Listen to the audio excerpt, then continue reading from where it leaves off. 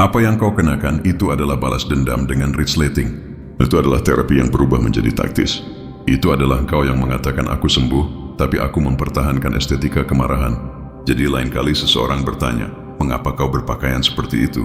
Kau tersenyum perlahan, miring, dingin, dan berbisik. Karena kali ini aku tidak berpakaian untuk ruangan itu.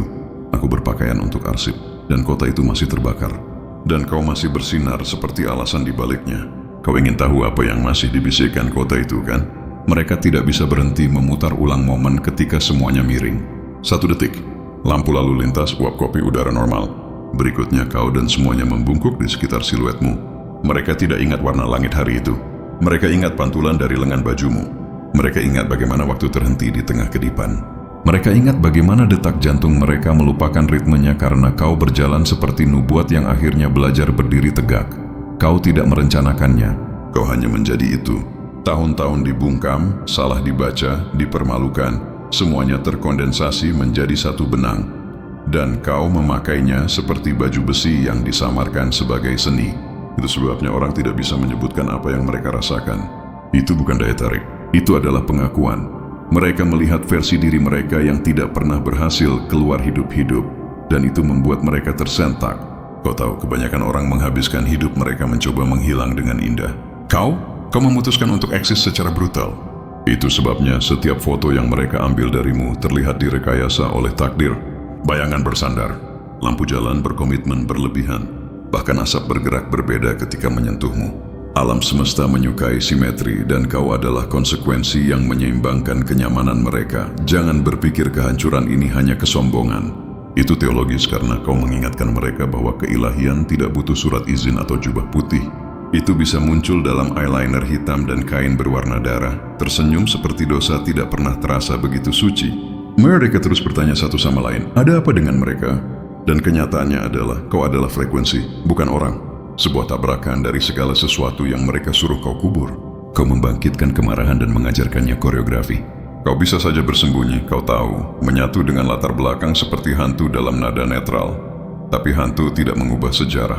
Spektra tidak memicu revolusi. Dan kau terlahir alergi terhadap kekecilan.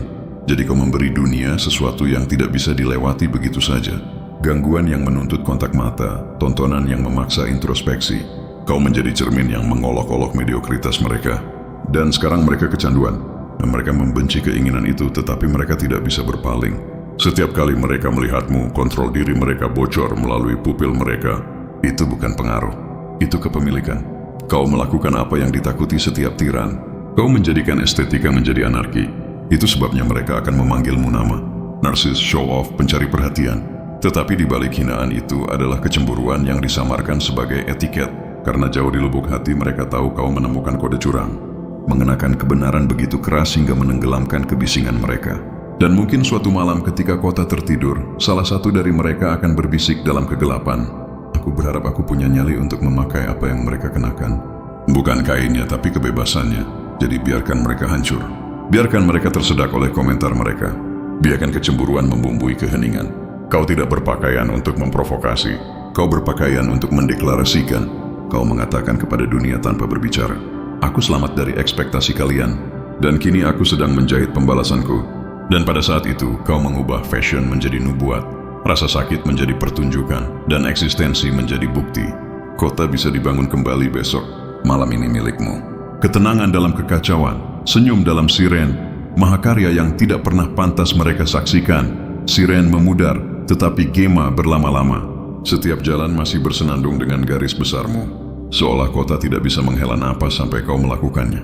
Di suatu tempat di balik tirai yang tertutup, seseorang memutar ulang masuknya dirimu dalam pikiran mereka lagi.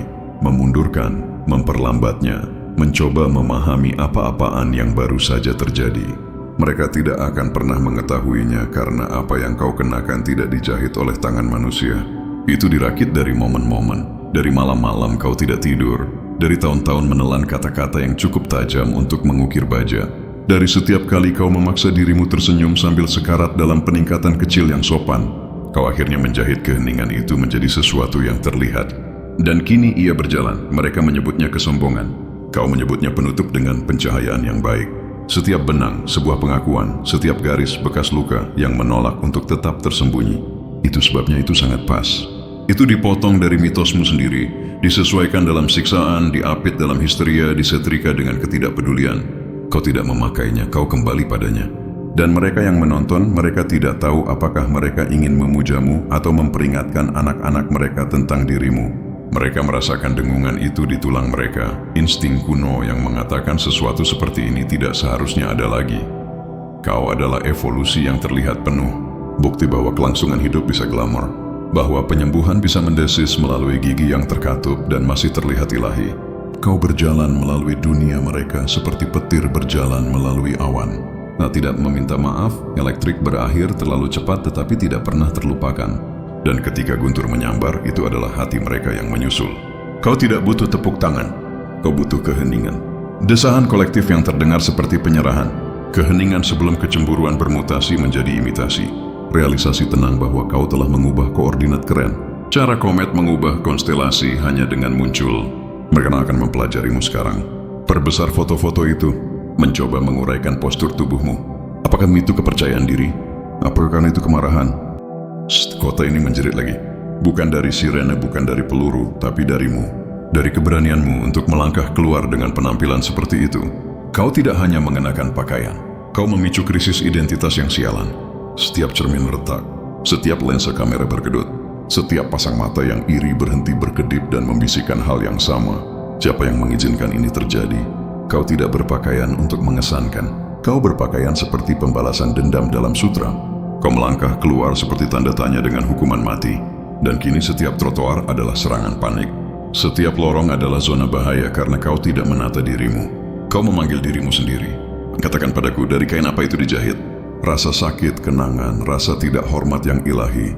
Karena ketika kau melangkah keluar dari pintu itu, kau tidak mengenakan pakaian. Kau mengenakan bukti. Lihat mereka mengingatmu sebagai orang yang pendiam, lembut dalam bicara, lebih mudah diatur. Tapi ini, versi ini, kau adalah pelanggaran visual. Kau terlihat seperti konsekuensi yang mereka semua pura-pura tidak akan pernah tiba. Dan kini mereka terkesiap, mereka gagap. Mereka mengambil tangkapan layar seperti saksi di tempat kejadian perkara. Karena kau tidak glow up, kau meledak. Keheninganmu berevolusi menjadi simetri. Penderitaanmu disesuaikan menjadi keanggunan. Setiap benang di tubuhmu menjerit. Kau pikir aku pergi. Kejutan, sialan suruh aku menjadi momen itu. Kau tidak mengenakan itu untuk dilihat. Kau mengenakannya untuk dirasakan. Dan mereka merasakannya. Oh, mereka merasakannya. Kau berpakaian seperti khotbah untuk para pendosa dan pemakaman untuk ekspektasi. Mereka ingin penutup, tapi kau muncul berpakaian seperti adegan pembuka. Dan itu membuat mereka ngeri, karena tidak ada yang lebih mengerikan daripada makhluk yang pernah hancur, yang kini berjalan seperti Fata Morgana yang dibalut balas dendam. Kau tidak memutar kepala, Nona.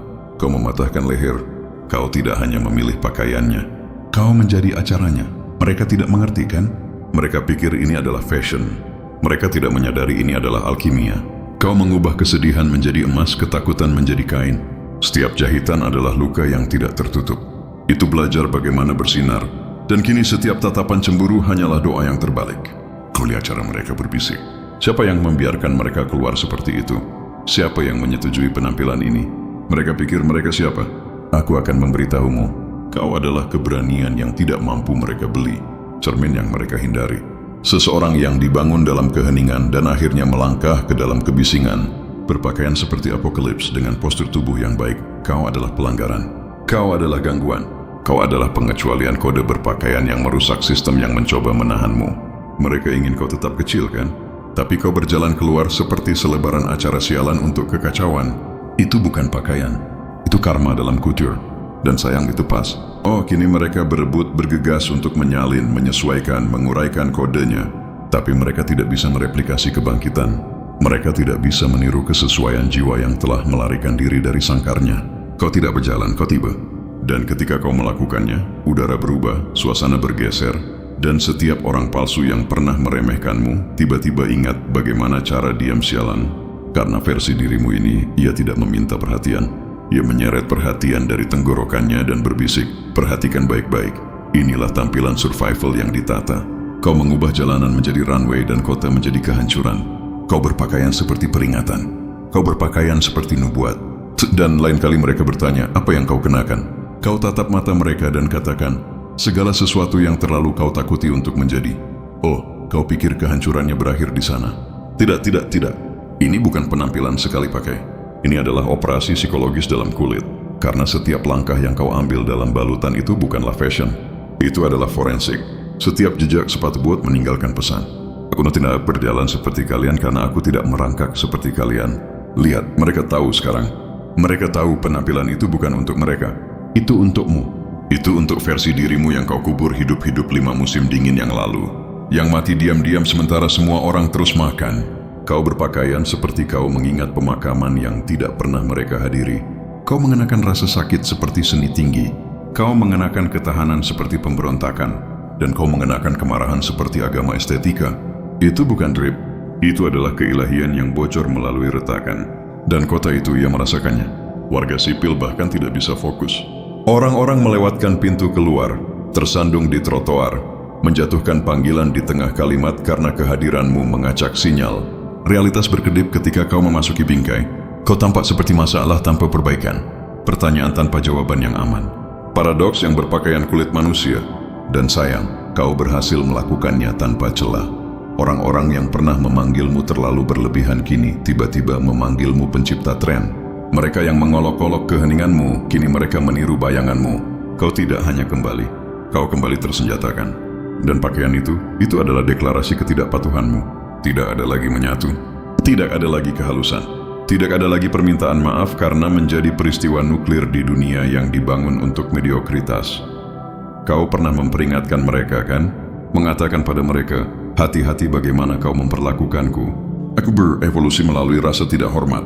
Dan berevolusi, kau melakukannya. Menjadi kontradiksi berjalan.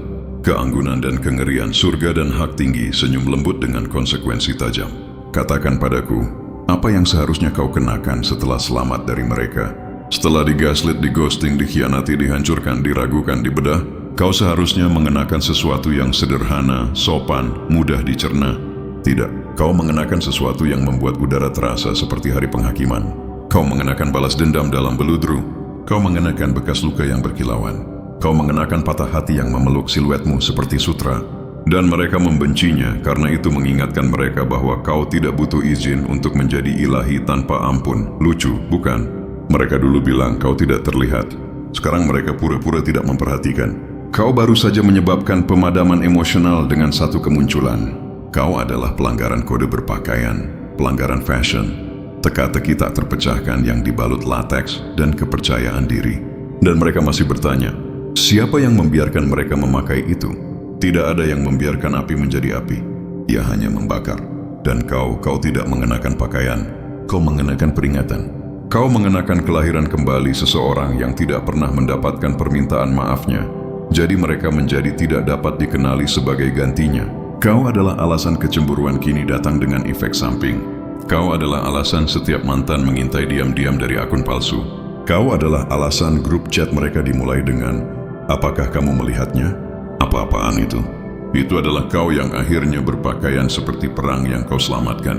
Dan kehancurannya, oh sayang, itu masih terjadi setiap kali seseorang mencoba mengalahkanmu dan gagal. Setiap kali mereka menyalin penampilan itu, tetapi tidak dapat mereplikasi frekuensinya, karena kau tidak hanya membunuh mereka dengan penampilan, kau membangkitkan dirimu dengan niat. Dan niat tidak dapat diproduksi di butik.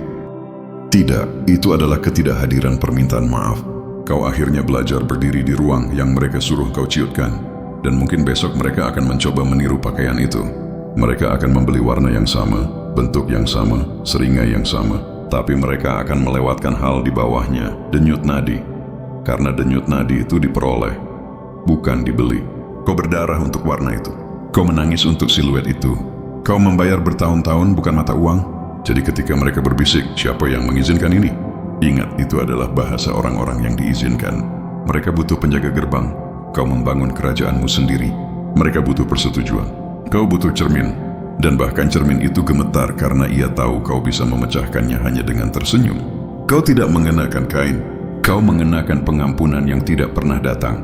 Kau mengenakan permintaan maaf yang mereka utang padamu, dilipat rapi di bahumu. Kau mengenakan hantu dirimu yang dulu sebagai perhiasan. Dan entah bagaimana itu terlihat bagus, kini kota menatap setengah cinta, setengah takut. Mereka tidak bisa mengkategorikanmu. Apakah kau orang suci yang menyamar? Iblis dalam Dior? revolusi yang diselimuti merah. Kau biarkan mereka bertanya-tanya karena misteri adalah kekuatan. Dan kau telah belajar untuk tidak pernah menjelaskan keajaiban kepada mesin. Besok mereka akan kembali ke rutinitas mereka. Tapi sesuatu akan tetap rusak. Sebuah patahan kecil dalam ilusi kolektif. Pengetahuan bahwa seseorang berjalan di antara mereka, berpakaian bukan untuk persetujuan, tetapi untuk dampak. Dan jauh setelah gosip memudar, setelah flash dan filter, seseorang akan tetap mengingat bagaimana udara berubah ketika kau masuk.